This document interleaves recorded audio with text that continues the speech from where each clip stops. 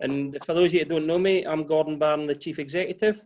It's a pleasure to have this as our inaugural question and answer and a get together for the skating and ice hockey. Michael will do more of the introduction. Michael Green, Chairman, will do more of the introductions in a minute. What I'd just quickly like to run through is that we've got some questions submitted in advance and we'll work through and answer them the best we can. There's a chat room facility at the bottom. If you'd just like to indicate in there that you have a question and either ask it or ask it in the chat room, we'll come to you. If you could put yourselves on mute unless you're one of the board that's likely to answer the question, and then that saves having any background noise. I'm also recording and hopefully it's working from the start there, I think it is, for those that can't make it tonight, and if for anybody want to review and look over the questions again, we'll post it to the website. There'll also be the opportunity at the end for MD to put their questions forward, but as I said, if you just come through the chat room. And without further ado, I'll pass across to Michael Green, the Chairman. Okay, thanks, Gordon. Hello, for those of you who don't know me, my name is Michael Green. I'm from Nairn. I've been on the board for more than 10 years. I took over as chairman after Tom stepped down, and that was over a year ago.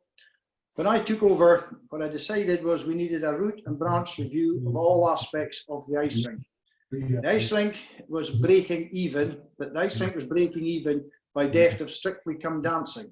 Strictly Come Dancing is our biggest source of income. If it wasn't for Strictly Come Dancing, which I'll blow my own trumpet, which was my idea, which I set up and went to the hospice and pitched 11 years ago, and has raised over £1 million so far. If we didn't have that money, we would be insolvent. So when I came in, very appreciative of Strictly, but we had to get away from the over-reliance on Strictly. We also had to improve things for members and make it a more user-friendly experience. So what we did was put in place systems, protocols, procedures, which would allow us to monitor things, which would allow improvements, get us compliant with health and safety, make sure that everything was as safe as it could be. And then we went and we would consult with members. We then went and we would go and look what's happening elsewhere. We were looking for best practice, we were looking for innovation, we were looking for ideas, and we got a lot of ideas. In the curling, we successfully, and it's still an ongoing process, and I think it's important that you understand this is just the first of our sort of meetings and interaction. We want to be open, we're a members club, we want everybody to be involved in shaping how we actually chart the future. So it's vitally important that you're kept informed of what's happening and that you actually participate. So for curling, we spoke to the development group, we spoke to the province people, and we've rejigged the ice diary to provide more time for ice hockey and for skating. So what we did was as I say, we interacted with the curling community, and we got feedback, and we've got a new development plan going forward with them and new schedules. We very successfully met with the ice hockey people. They fed in that they needed more regular times, they needed a range of more certainty about ice time. So we've given them more ice time and certainty of weekends. We had struggled to engage with the ice hockey with no representation on the board from skating. So we did, which I don't like doing because it's not best practice, which was top down. Everything should come from the grassroots, and we should be there to sort of carry out your wishes and the aims of the members. However, we went to British skating and they were very, very helpful, and we got plans and we got ideas, and we formulated new schedules which would give more time to skating, which I think can be a growth area along with ice hockey for the ice rink. So this was all going swimmingly until you know what happened in March, and that's knocked our plans back. So we look to the future. It's going to be challenging. The first year is going to be our transition year, as and when we get the go to open up. We can't just open up overnight. It takes several weeks to get everything ready. So the sooner we can get some information, the better. But the intention is this year will be a transition year. We'll be putting in new schedules. We'll be putting in new ideas, and we are very receptive to whatever members come back, and there's a consensus that's agreed. So on that basis, I think, Gordon, would we open up for questions? Well, we'll take each of the questions being submitted at the outset. One came in from Jeff King, and I see Jeff's on the call. Could you please explain exactly what the current extended closure and restrictions will mean for the clubs and members of the ice centre for the foreseen future? I'll kick off by answering that in part, and I'm sure others can chip in with their thoughts as well. But we're in an extraordinary position, and we all know that, and Michael's alluded to it just now as well, the likes of when they were seen before. And I'd really hoped that by tonight we could have given some definite indication of when we'd be able to open, or with some certainty. The news at the end of the week was that ice skating or ice rinks would be able to reopen on the 14th of September. However, I'm really quite cautious and hesitant about saying that is actually what's going to happen. And the reason I say that is that for England, 3 weeks earlier, they'd indicated that the ice rinks would open on the 1st of August, only for a U-turn to happen on Friday, the day before they're due to open, and for that to be pushed back for 3 weeks. So at this stage, we're waiting for some clarity and certainty in terms of being able to open. And we always need to have front of mind why we're actually closed and why we went through the lockdown. And this is absolutely about keeping people safe and looking after people's lives at the end of the day. So we are, as I said, we've got that very much front of mind. And what we've been working on really since the time of lockdown, and Brenda McIntyre, director's on the call just now, is that we've created 2 main subcommittees. One to look at the safe reopening of the ice centre, and with that we've consulted and lobbied and worked alongside the governing bodies with regard to curling, ice hockey and skating, and also taken external guidance and support from our health and safety partners as well. So we're looking at all those side of things, looking at risk assessments, how we can safely return to work, and Brenda's doing a sterling job with that. Amanda is on the call. Amanda Clinton, you all know, is putting together from a skating perspective, and I'm getting fed in from Stuart Lewis, James McElwraith, and from Stevie Innes with regard to ice hockey. So that's going into the pot with Brenda, and we're actually looking at the safe reopening. And we won't be doing anything without kind of following the guidance that's out there.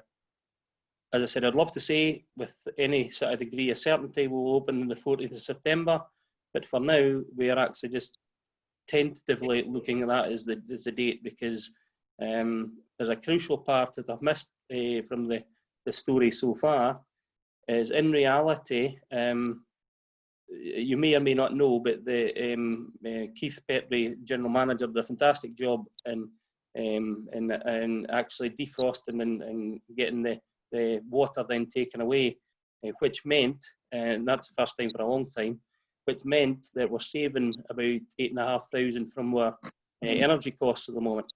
And also our staff in the main are furloughed, and we're getting that furlough payment through.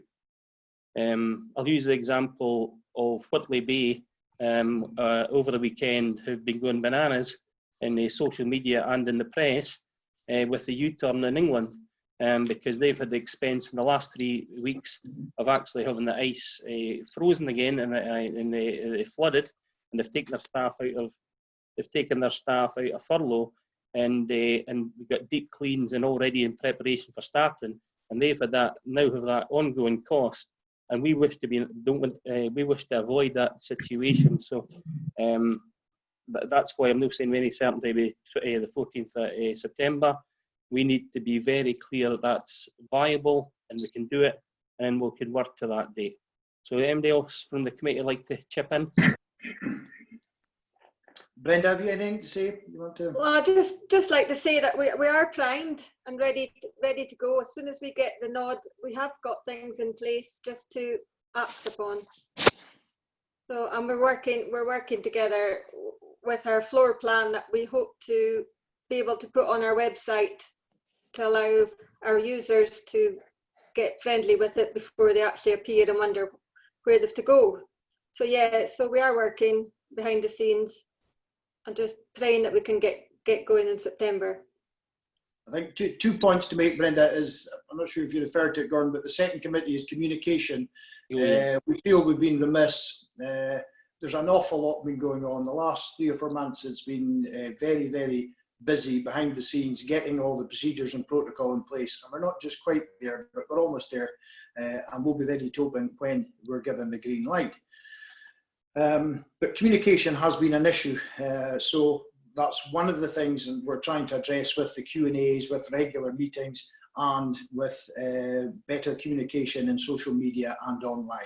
So apologies for that, but things are going to improve dramatically, and all the things that are happening will be going to the website and we'll be putting out the messages, so you'll know what's happening going forward. Okay. Yeah. I'll just give an indication the type of things that in readiness is the type of things that you're seeing in any of any other businesses at the moment. We're looking at safe. How do you arrive safely to the ice centre? Being prepared and kitted up before arrive, that type of thing.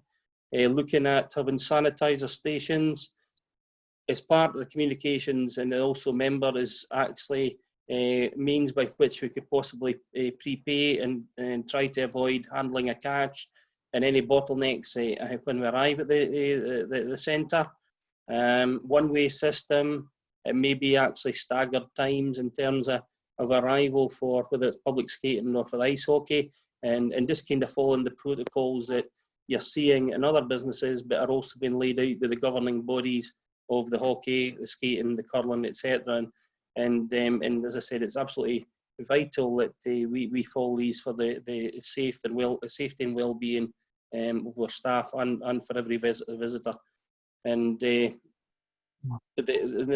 there's a question of, right, how does it all work? And we really wish to engage with everybody and get an understanding of the confidence and the will to actually return to the ice centre and the kind of numbers that we're used to as well. Okay, Jeff, or anybody, any, or does that answer your question? Yes. No. Okay. Okay, excellent. Thanks for that. There's a number of questions coming from Richie Ross. First one being, when are the changing rooms getting altered, constructed? Well, I'll address that, Gordon. We'd very much like to change the changing rooms. We don't really want to be tinkering about with small aesthetic changes. We feel that it needs possibly flattened and built from scratch again. We have to look at these things, but the reality of the situation is we're not in a financial position to do that at the moment. That hasn't prevented us having discussions with HIE and various other folk who would be assistive of us in going forward, but we're not in a position to do that at the moment. But that's a priority going forward. It really is, and we're, as I say, we put out more than feelers. We know how we think we would go about doing things, but we're not in a position to do that at the moment, I'm afraid to say. And the next question is along the same lines, but just maybe slightly different tack. Are there any plans for seating at the rink? There'd be an aspiration for that. We think that could work quite, if you've got these multifunctional areas which could have seating and change into various other income generating spaces. Yes, we have, but as you can imagine, the first priority at the moment is a safe reopening and a transition year to get back to some semblance of normality. And we have these new schedules, and we think we'll become more commercial, because we were not commercial beforehand, absolutely not. So we were running 6-figure deficits, so that obviously had to change. So I'm pretty confident that we'll have a positive outcome in these things, but it's going to be difficult and it's going to be challenging, and there will be considerable number of changes. So, anybody wish to add anything else? Or any questions you wish to ask? What I would add to that is that, and it kind of goes back to what you said at the beginning, Michael, where we were kind of progressing quite nicely and had a plan looking forward, and everything's taken out of our hands. And in many respects, our business is a lot worse than we are because of the swift action we've taken and been able to secure some grant assistance to tide us through. But notwithstanding that, really back in February time, we had to make a decision about Strictly for this year. We deferred it to October, but just as things were unfolding, we had to push it back to next May.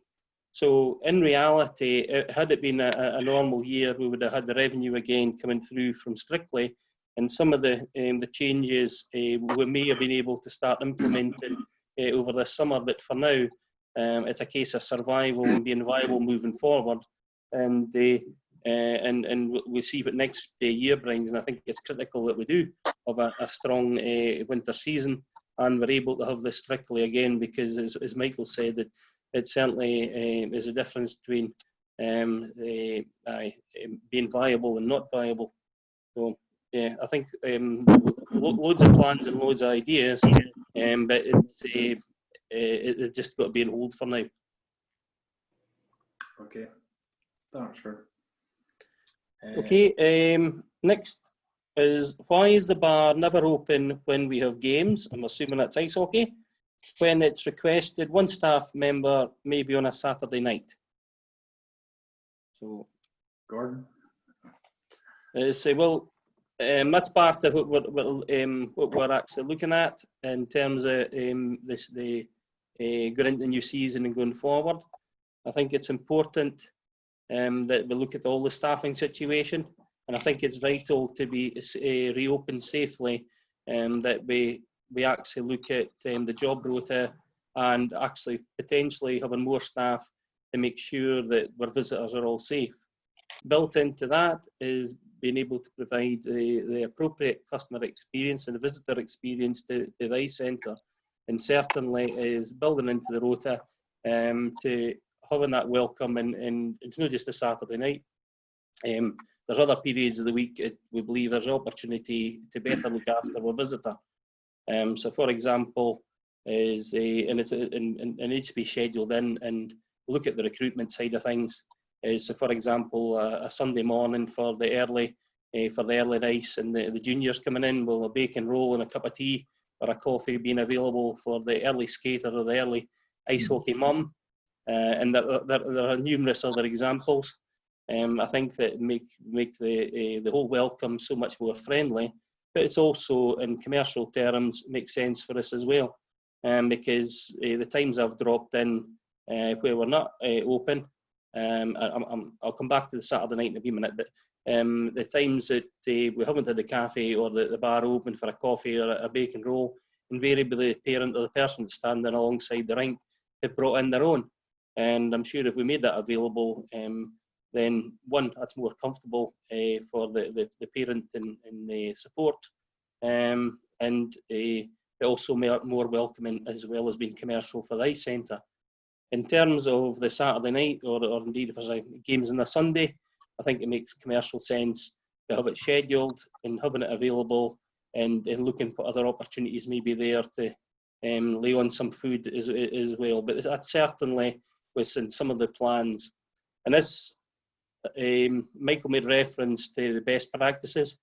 I've been with ice centres, you may or may not know, for just over a year now, and we set about looking what's happening out there, and we visited about 15 different other ice centres, and we looked at from what's happening in curling, but most definitely what was a real eye-opener for us is what's happening in skating and ice hockey, and the opportunities that are there to grow that, and I believe that we can really develop a weekend economy round about the ice hockey and ice skating.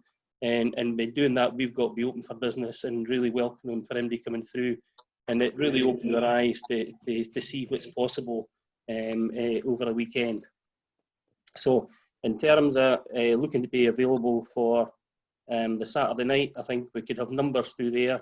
And then once the word gets out that it's welcoming and there's a good atmosphere and there's good ice hockey to be watching, I think it probably attract more people into the ice centre. Has anybody got any other comment to make on that?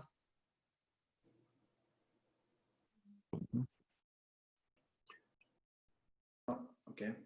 Silence is golden.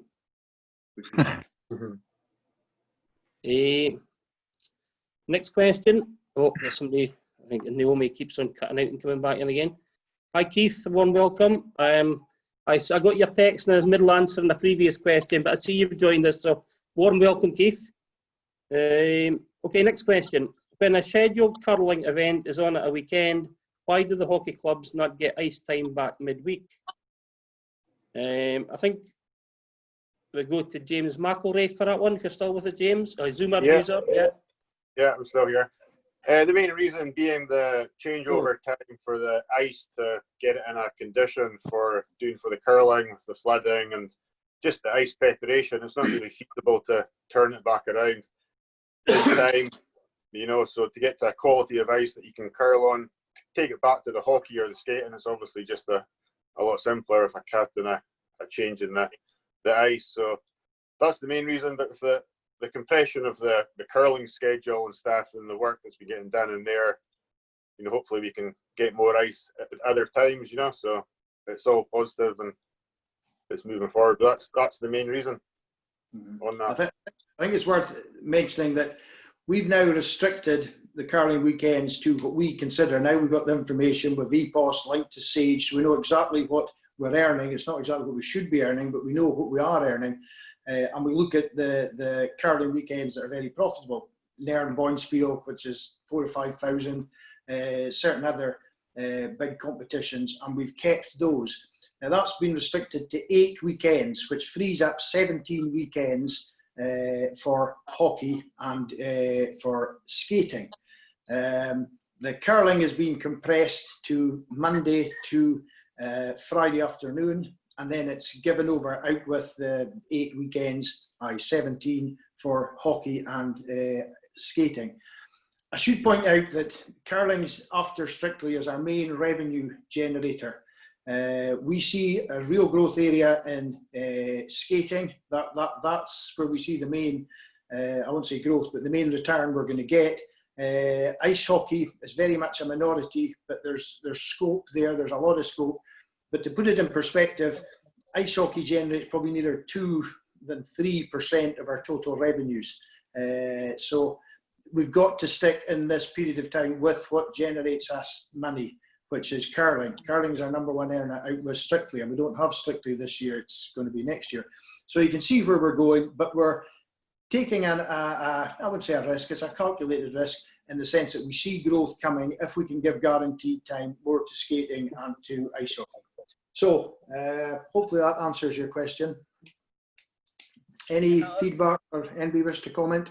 Also referring back to one of the earlier questions round about spectators, we see going forward that actually there is a real opportunity to grow the ice hockey and definitely make it more viable for the centre and a better experience for everybody involved. And one of the ways is round about actually having spectator area. But in addition to that, if we have spectator area, there's potentially the opportunity to increase the number of people that can actually attend and be part of Strictly as well, so we can drive revenue at other times as well. So all these things are kind of part of the picture, but as I said, unfortunately for now, that's on hold. And one of the things we really want to look at is the ice usage, how much we're paying for the ice, making sure that we're breaking even all the way through. I know it's something that's it's like dirty word is profit and viability, but in terms of longevity of the ice centre, it's really got to come into our thinking.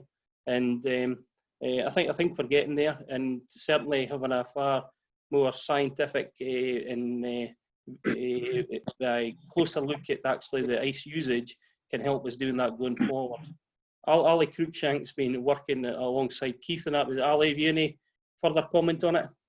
Yes, I was just going to say that obviously for the survival of the ice centre, we need to be viable. In order to do that, we've got an opportunity here where we have, as Michael said, curtailed the curling from Monday afternoon to Friday lunchtime. We've also restricted, as Michael said, the Bonspiel weekends with one exception. There is a potential for the under-21 curling slam to be held over the weekend, 6th to 8th of November. That would be in addition to the 8 weekends, but we've got no confirmation from Scottish Curling as to whether that's going to proceed or not yet. So from that perspective, one thing I would like to do is sit down with representatives from both skating and from hockey, along with Keith, so that we can, and Gordon Barn, I'd like you to be there too as the operations boss, if you like, in order that we can sit down and work out how we can best maximise our ice time usage, both efficiently for both sets and also to maximise income. I'm not embarrassed to say income to a large extent is going to be king with the advent of losing Strictly. We need to do our level best to maximise income to ensure our survival. So from that aspect, I would like people to put themselves forward and speak to Gordon and I, and we can arrange a suitable date for discussing how we best use the curling diary, not the curling diary, the ice diary for skating and hockey. The curling diary is virtually complete, that's been done. So it's how best to use the time remaining to suit both sports. So if anybody would like to put themselves forward for that, please let Gordon know. Okay. I would just mention, just in response to the original question about the viewing gallery, absolutely. Ideally, we would love to see a viewing gallery because it would support ice hockey, another source revenue stream for ourselves. But Strictly's been such a great success. If we'd have viewing gallery upstairs, off the ice, we could have dancing and ice. We could have 2 big fundraisers a year instead of all our eggs in the one basket. So a lot of these things make a lot of sense. We've just got to get through this transition year and get into a positive income stream for next year. And then once we've got that, and once we've got through this, these challenging times, then we can start to look at all the things that we have been looking at previously to COVID. So the aspiration and the plans are there. It's just a case of we've a hard time ahead of us over the next year, 18 months. And in the last period in this call, we've been talking about viability and income streams, but that only happens with people through the door. And how my picture in my mind is of happy, smiley faces, more visitors coming in, more coaching, more synchro, more dance club, more juniors for the ice hockey, stronger adult ice hockey. That seems to be a transition between like the 16-year-old into the adult ice hockey. So all of that, you can only drive the ultimate income from happy staff. Happy staff leads to happy visitor and user, and that leads to the happy shareholder, in our case, happy members and happy ice centre. So at the core is actually the safe return to each of the sports and having the confidence to come back, and then it's really building on that platform where the place is buzzing. I mean, getting back to February, was in one Sunday, and the place was just electric, and we can replicate and do that more. And we've been talking about getting back to ice discos on a Friday night, etc. And that's all about having that buzz and having the buzz in the bar around about the ice hockey. So I don't want us to get bogged down on the viability. First and foremost is having those happy, smiley faces and the real joy on the ice, and that's what it's all about. And the revenue will follow. Yes, absolutely. And my apologies, I jumped the question. The Olympia keeps breaking down on the ice, and we have either get cancelled or no ice cut. So that either the ice hockey gets pulled or the ice is not up to scratch. Are there any plans for a new or replacement Olympia? Well, Gordon, you mentioned that today that there was one, a second-hand one on the go, but it was what, 23,000. Well, we're not in a position to spend 23,000. Hopefully, in a year's time, 2 years' time, we'll be in a position to do that. But capital is not something that we've got an awful lot of at the moment. We've got to protect our income, and we're not in a position to be buying expensive pieces of kit at the moment, unfortunately. So that's a no on that. Yeah, and I think it was Jeff. No, I think it was Jeff that sent. No, sorry, it was Richie. But then that in a sense, a sense of frustration with that. But what we need to do is the regular servicing. There's an issue with an axle at the moment. Is get a reconditioned axle and keep it as on ice as often as possible, and take every precaution we can to make sure there's ice available. I haven't had the opportunity to speak to Keith. The emails have been bouncing back and forward, so both kind of bounce between furlough. But there's an opportunity, for example, for the axle to get a reconditioned one as a backup, and that's the kind of steps that need to be taken at the moment to keep the Olympia operational and keeping people on the ice, really. So, yep, I think that's where questions it's in. I'm checking the chat room as I go along. There's no questions or anybody coming through the chat room, but more than happy to open up to questions from whoever's in the call. So, well, can I ask a question on behalf of the Inverness Skating Club? Absolutely. No problem. Now, it must be about 20 years. We've only had 3 hours, despite repeatedly asking for additional ice time. And it's the Sunday 11 till 2, and we've never had any increased ice time available to the club. And especially when there are events on, and I appreciate why you have them, but that cuts into your continuity and what have you as well. I think that a good question. Thank you for that, John. I think that the first answer is if you get involved with Ali and Gordon when we're looking at the new schedules, so we can get some input from yourself of what you would want. I think that's important that you come along to that meeting, or representatives from the skate club come along. I think that's very important. Gordon, your thoughts? Agreed.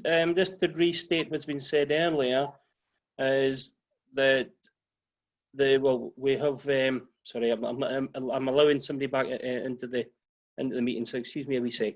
Yeah, is that we're condensing in the actual curling, and that's very much with view to allow the opportunity for more skating, more ice hockey at the weekends, and scheduling the best use of the weekend to allow for that. And the reality is that the Monday to Friday night is we won't be able to shoehorn anything in. As been already mentioned, is that the time to turn around the ice and get the right quality for the curling during the winter season is not an option for us. So we need to make more of the weekend. You're absolutely right, John. In terms of the challenge, since I've been in the role, I've had 3, 4, 5 different queries about when can we get more and how can we get more ice. Well, I think that becomes part of the scheduling, and as Michael rightly says, that you pick up with Ali, myself, Amanda, Caroline, and Keith with regard to looking at that scheduling. Can't make any guarantees, but what we can guarantee is a level of consistency in terms of the time that you'll be able to have going forward, and no be pulled all the time. If it's a winter season and the diary's there, and that's scheduled in, that's what happens. Because I know, and you've alluded to it, John, that they can be pulled at the last minute. It's a chopping and changing. Well, no, there'll be 8 Saturdays or weekend, or 8 Saturdays really for Bonspiel, but outside that, we'll plan. But it's also something I met with some skating parents 2-3 weeks ago, maybe 2 weeks ago actually, and one of the things that we seem to have concentrated on was the winter season, but there's also March to September. So we actually need to look at that and have equally a robust ice diary to maximise the skating and ice hockey out with the curling season, because there's definitely time within that to make more use of, to get a greater opportunity and more skating time. So I can't make any guarantee for the winter month, although it could be more consistent. But I think we can certainly make more of the summer months and spring. Yeah, that even just something like that would be welcome as far as skating's concerned. Well, just meet up and bring along with you who you think could make their contribution, John, to meet with Gordon and Ali, and we'll listen to your ideas. And there is more time available, as I say. In essence, we lose a lot of money over the summer. We've still got the same costs, wages. You're still £8,000–9,000 a month in power costs, but it's when we really hemorrhage money when there's no curling. So we looked at a whole range of different. We'd even looked at trying to come and try the curling from the cruise ships, and we'd initial discussions there. Well, what's happened to the cruise ship industry? So things changed, and some of the plans we had to try and fill these voids in the summer. So we're very open to new ideas. So come along, John, and bring whoever you think could make a contribution. Well, I'll do that. No, thank you for the invite. Okay, thank you. And it just struck me when I mentioned the very positive meeting I had with the skating and ice hockey mums a couple of weeks back, and Helen is on the call. Helen was involved in that conversation as well. And I also met Stevie Innes from the junior ice hockey. And what it struck me and was that actually I think a lot of the onus is sat with the Ice Centre to do the fundraising and make it happen. And I think we've got a very wide pool of passionate, committed people. It's on this call, it's been in the curling call, and many others that haven't been able to dial in tonight, that actually could come up with ideas in terms of fundraising, finding sponsorship, and finding a way to help us in terms of the developing the changing rooms, looking to develop and get a spectator area. And if we all could tap into different ways of getting sponsorship or grant funding, or whatever it may be, is that no person's an island or no board's an island, and more people that can help us, and actually in terms of taking the Ice Centre forward, the better. Okay. Thanks, Gord. Any other questions? I've got one from the Highland Capitals. Okay, can you go? Was that Jamie? Yeah, it's Jamie. Yeah, it's just about the ice diary that you've just spent a long time talking about. Will that be visible to the public when it's up and running, so that people can actually see what events are on? For example, a curling bonspiel, if somebody wanted to go and see that, or Amanda might have a curling competition or a show or something on. So it's not just our own people seeing it, it's everybody that's interested in ice rink. If they've got a Saturday evening free and you've got something on, or the ice hockey or the figure skating, so that they can get people that just wouldn't normally see these things think, oh, well, I've got some free time, let's go and watch that. Is there any scope for that? Absolutely, absolutely. As I mentioned earlier, communication's been a fault, and that's just not internal communications, as I say, between ourselves, staff and members, but it's actually getting it out to the wider public. Somebody once said to me, most folk think that the ice rink's a local authority facility. That's those that know about it at all. It's not. We need to get the message out, and that's what we're looking at. External communications. We want everything to come through the website, folk to be able to book, to see what's on. We're going to be actively putting on promotions, getting the message out to say this is on, whether it's skating discos on a Friday night. We've a range of plans which will run past the skating and hockey fraternity again, just to finalise these things to get the feedback. But we need to get the message out, because as Gordon says, we have to have the facility and we're going to open it up. We're going to look at the catering, expanding that, the bar, and we need to get that message out. So communication is vital in any business, and we think we've got plans in place once we get the green light and to get the message out. So very much yes to what you're saying. But I'll say one thing here, Michael, in addition. It's certainly the intention to get the diary on the website, so that everybody can see what's on when and what ice is available and what isn't. So yeah, it's not just going to be ice hockey guys know what's happening with ice hockey times and nothing else. The intention is to make it available to every ice user so that everybody can see what's happening when. Absolutely. Thanks, Ali. Just one thing that I'd like to say, and that's it. If we are opening the bar to ice hockey and the likes, then obviously we need people to be going up there, to be actually using the facility, buying drinks, crisps or whatever's over the bar. So, you know, I mean, if it is open, then obviously it's there for you to use. Maybe you want to organise something specifically so that if you're wanting to have food for after a match for the players that have travelled, or if anything like that, then that's obviously available. That we could look into having something there. And yeah, we kind of, like all other sports. I mean, you know, if you go to rugby or football, after the game, people go upstairs and they want to have a good talk about it, a good laugh, a few drinks, something to eat, that kind of thing. Would you feel that that would be something that you guys really want to make happen? Absolutely, Stuart. Absolutely, sure. We want to improve the experience for users. Absolutely, 100%. I want to get that message out.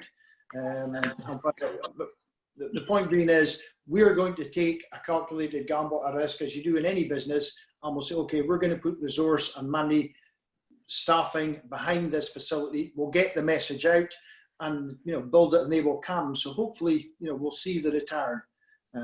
But as I say, we've got the systems in place now. We're not quite just there, but in the next month or so we will be, whereby we've got a complete overview of everything that's going on. So we can see very quickly what's working, what's not working, and we'll promote and we'll promote. We don't expect things to happen just overnight. You've got to build it up, get the message out. But if we can see things building up, then we'll support it to the nth degree.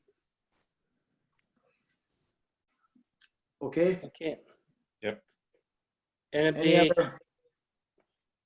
The only other thing, with more ice time becoming available, this is directed as opposed to the Capitals and the Hurricanes people that are there.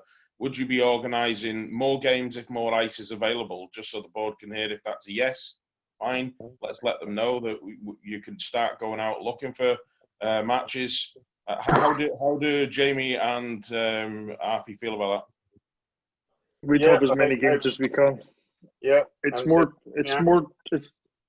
to do with the times that we can get, because as you can imagine, the teams that play us are all travelling from the Central Belt, so having a game face off at 7 o'clock on a Sunday evening isn't really viable. So yes, maybe 8 o'clock on a Friday night's easier than even 6 o'clock on a Sunday. These things can be taken into place if we've got enough time to plan it in advance.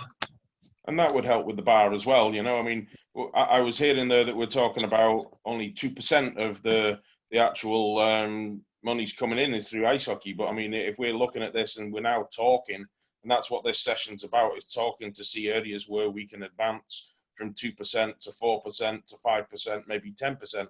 And that's really what the board really is looking for, is improving that business. And to do that, that's not something that we do as a board telling you what to do. We're really looking to open this and get communication from the Capitals, from the Hurricanes, to say, hey, we've got a venue here. You've said it yourself, the bar's not open. Why is it not open? Well, in the past, it's maybe not brought a lot of revenue in. So we need you guys to actually come to us and help us actually expand this and make this viable. Well, Stuart, you're quite right in what you say.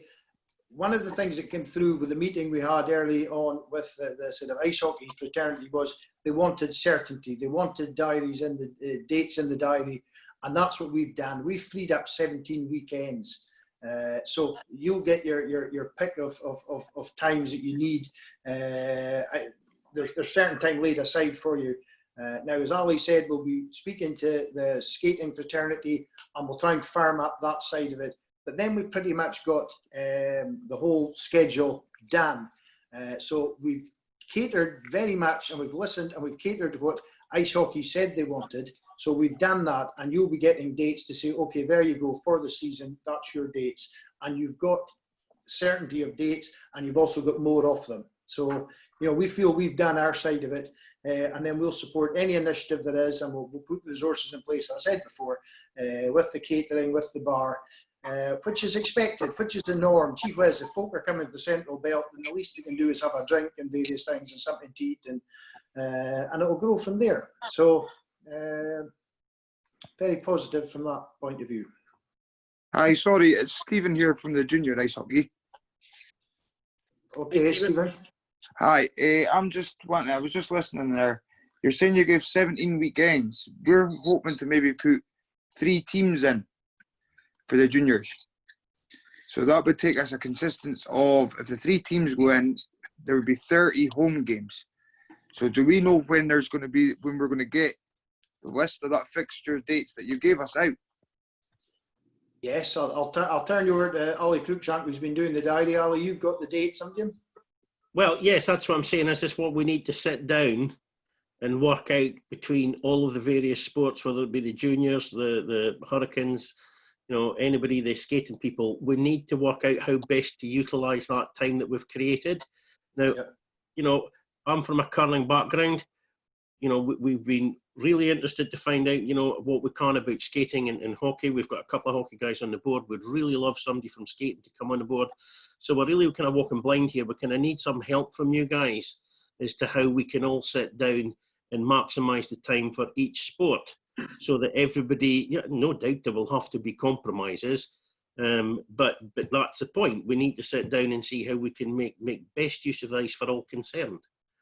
So yeah, your help, if you want to come along, Stephen, be my guest. The more the merrier as far as I'm concerned. We need to, thrash this out about who does what and when and how we can best utilise it.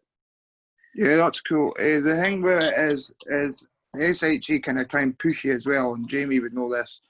They want to figure out times, and they're trying to get us to, from the 1st of September, to put times in. I actually sent Gordon an email that I got sent from the SHA, and I know with the coronavirus, it's very hard to confirm. It is indeed, Stephen. We don't even know, we haven't even got an absolutely 100% guaranteed date when we can open. And as Gordon said earlier, we're all very cautious about that at the moment, bearing in mind what happened to the English ice rinks, being told initially they could start on the 15th of July and now being pushed back to from the 1st of August into the 15th of August. So things can happen, the night before they were told they were all ready to go, and they were told on the 31st of July that they couldn't open on the 1st of August. That's still a potential issue for us as well, given where we're at. But hopefully when this is all done, we will be in a position each year moving forward, when we don't have coronavirus, that we will be able to give you certainty of that far sooner than we can this year. Yeah, it's just I get what you're saying there, and it's just they're wanting us to put in an affiliate by the 1st of September. So obviously we need to then, when we affiliate, and I know it's chasing the tail before the head really, but then they'll want dates of when we can start our games, which I know if the rink's not open, then the whole of Scotland rinks aren't going to be open. But yes, are we going to have this meeting before the 1st of September so we can have like a kind of plan A, plan B? Have it this absolutely week. But we can't wait around till that time. This needs to be done within the next 2 weeks. Sorry, I missed the start of the phone call. So if you've said when you are having this meeting, I apologise. No. But I've asked for people to get in touch with Gordon. But certainly from my perspective, the sooner the better. And certainly within the next 2 weeks, please. Right, okay. I'm away Thursday, Friday this week, but if we can communicate out with the call, but I think there's an appetite certainly for this to happen sooner rather than later. So I'm thinking Monday, Tuesday, potentially next week. I know, Amanda, you've got a brother coming, but can you go? Can you go for Monday if you're going to do next week? Yeah. But, I can fit in with yourself anytime, Gordon. Like if you just tell me a time that suits everyone, I'll come down and fit in with yous then. Yeah. So and John McLean, I can't do next week myself. We'll communicate. Is it bet and probably Helen for that as well? Is after this call, we'll just put out and say, right, look, we need to check our own availability, and we'll come out Monday for a number of us just now seems good, but it might not suit everybody. So we'll get a time and get that in early next week if possible. Yeah, that'll do for me. Yep. Okay, good. I think a point to make is that won't say we're unique, but I didn't see many ice rinks where they've got 3 disciplines: ice hockey, skating, and curling, all in the one ice pad. So, you know, we've got some, it gives advantages, but it also is a slightly more challenging environment to configure properly to get the most, and for everybody, each discipline, to get a fair crack. The only caveat I would put to next Monday is that we do have another Zoom meeting on Monday the 10th. Ollie, when do we not have a Zoom meeting? My God. The point is, Ali, I was actually thinking maybe in the morning or early afternoon or something. if people could do morning or afternoon, that would be fantastic, but I can't make it in the evening. Aye, because we've got we another, have another Zoom meeting then to go over the curling diary with the curlers. Yeah, okay, that's fine. I don't know Actually, what that would dovetail quite nicely. Okay, Yeah. off the back of this, I'll circulate and we'll sort something out. I'll give a bit of feedback. If we can try and restrict it to 1 Zoom meeting a day, I know we've got another Zoom meeting after this, but if we can try and keep it to 1 Zoom meeting a day, I think it would be helpful to all. The closer we get to opening, the busier we seem to get. Oh, I know. I think just give a bit of clarity or context, is that I think there's a general feeling, and the feedback that I've been getting, and the kind of the overwhelming feedback, is that curling gets priority, and perhaps the skating and ice hockey kind of second-class citizen and pushed into a corner. Well, if that's the case, that will and has to change. But also, I think Michael's provided a context and how important curling is to the ice centre and the viability in the future in terms of the revenue, and that is important. But my next point is showing how serious we are about making changes to help this group that's on the call. In terms of, we're set out to the, and it just reminded me when Ali said we'll call next Monday, and that's actually going out to the different curling clubs and advising what the ice diary is for the curling. And we have said that, with the exception of the 8 weekends mentioned a number of times now, is that we won't be having curling on a Friday night. And that club, we've tried to accommodate, but they've decided that they're not going to compromise. They're not going for another time. So we're losing that amount of curling revenue, but we're standing on the ground because we believe that getting this, freeing up more time for ice hockey and ice skating is so important, and putting yourself in the same footing as the curling going forward, because we believe there's a massive opportunity in future for the curling and skating. So as I said, this is no lip service. We're condensing it, and we've partially lost the club's ice. So we need to make this work for ice skating and the ice hockey going forward.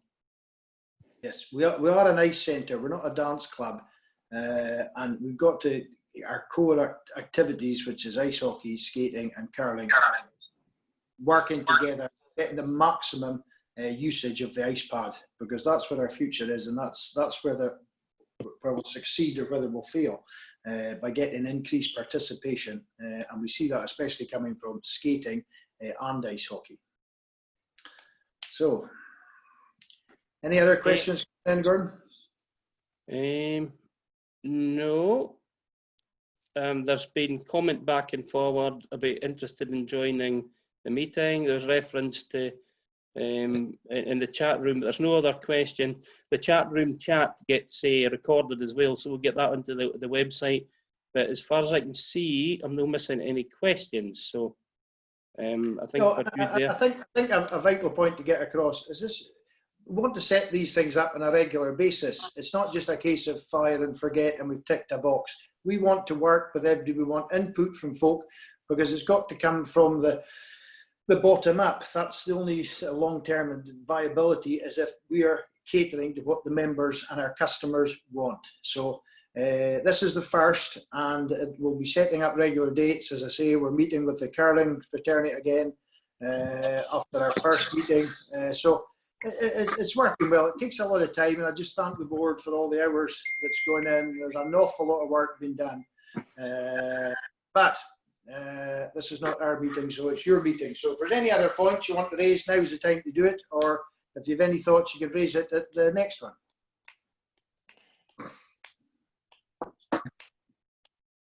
Okay. I've just noticed there was a comment there. Jamie said he can't make next Monday, but would like to be involved. So we'll need to see if we can't find an agreeable date to all concerned.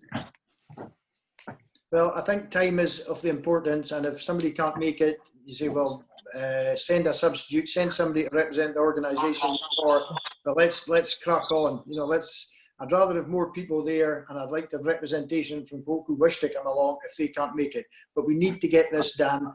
You know, we've got Amanda coming along, we've got John coming along, and Inverness, the skate club, other members, whoever you think, and Gordon's referenced one or two others. So I think it's important we get this meeting and get these things, because the curling's pretty much settled, and it's very much a case of now configuring the non-curling weekends to sort of suit the requirements of both skating and ice hockey. So there was one thing that I wanted to actually bring up, and it was in relation to, you mentioned about clubs doing more to try and get charities to sponsorship and the likes. And obviously we are a charity. We have a charity number, and there's been a lot of confusion before in the past as to whether that charity number can be used. So we've obviously worked a lot on this ourselves through the board and the likes. And it was the question really, if somebody was coming along with a sponsor that wants to sponsor, let's say it's figure skating, let's say it's the synchro or something like that. So you have a parent or somebody who owns a business that wants to invest some money in it. How would the charity number to be able to work to allow these people to bring that sponsorship in? Could it pay for ice time? Could it pay for, I don't know, maybe equipment or something like that? But I mean, really, it's just a case of, I believe personally that the clubs all need to try and get out there and get sponsorship coming in, and there needs to be an avenue at which we can then access that into the rink, where it's paying for ice time to keep that sport afloat. I'll answer that, Stuart. I'll answer that. It's absolutely, we go out there, but I don't want any loose cannons kind of going on doing their own thing. I think channel it through myself and any request, and we take it from there. I got some advice from one of the development officers, I forget which one, a national development officer, in terms of actually fundraising. Probably is better through the individual clubs than through the ice centre.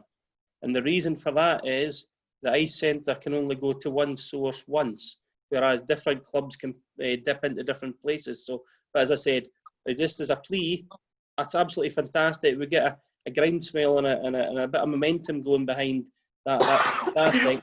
But I don't want loose cannons. Channel it through ourselves so it's coordinated. absolutely, that's what I was going to say, Gordon. Well done.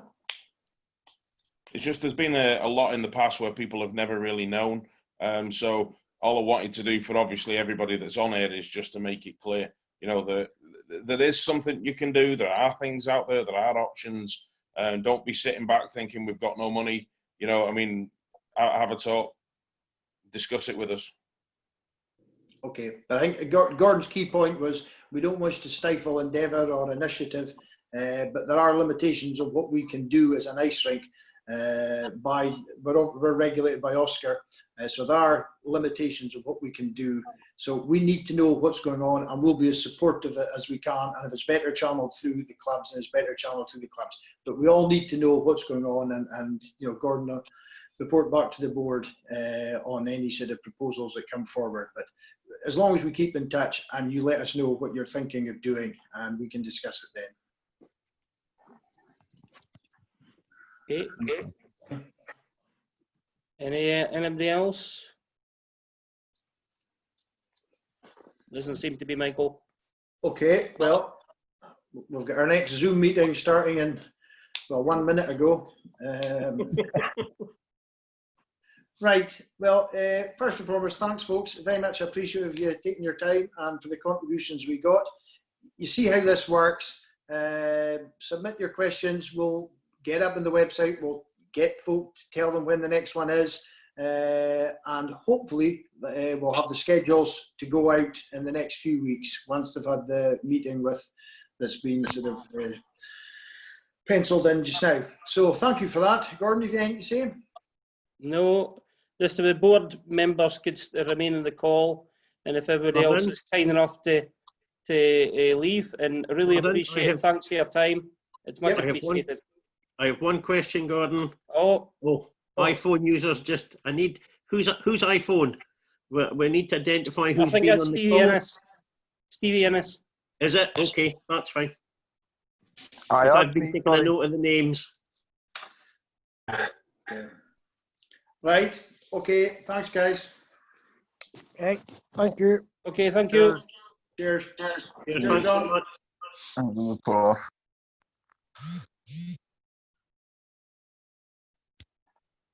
Right. I'll be back in a minute. I'm just going to get a glass of water. Excuse. I'll stop the recording.